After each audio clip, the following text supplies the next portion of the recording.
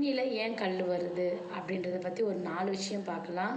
ஒன்று வந்து பார்த்தீங்க அப்படின்னா, இப்போ அமெரிக்காவில் ரிசர்ச்சில் கண்டுபிடிச்சிருக்காங்க. நம்ம வந்து ஒரு நாளைக்கு நம்ம சாப்பிட வேண்டிய உப்போட அளவு 5.8 கிராம். இவ்வளோ தான் நம்ம உப்பு சாப்பிட்ணும்.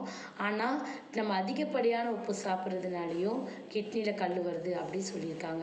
ரெண்டாவது வந்து பார்த்தீங்க அப்படின்னா, தண்ணீர் குடிக்காமல் இருக்கிறது. 75% நம்ம பாடியில் தண்ணி குடிக்கணும். ஆனால் அந்த மாதிரி தண்ணி குடிக்காமல் தண்ணியை கம்மியாக குடிக்கிறதுனால நம்ம யூரின் வந்து உப்பாக வந்து உப்புக்கள்லாம் மாறுது அப்படின்றத பற்றி சொல்லியிருக்காங்க.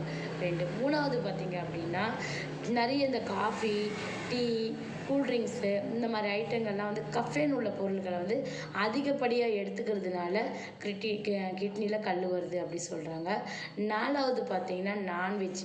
கறி வந்து ரொம்ப அளவுக்கு அதிகமாக சாப்பிட்றதுனாலையும் தண்ணி சரியாக குடிக்காததுனாலையும் இது 2ம் சேர்றதுனால தான் நம்மளுக்கு வந்து நிறைய வந்து கிட்னியில் கல் இப்போ அதிகப்படியாக காணப்படுது அப்படின்னு சொல்கிறாங்க. தேங்க்யூ.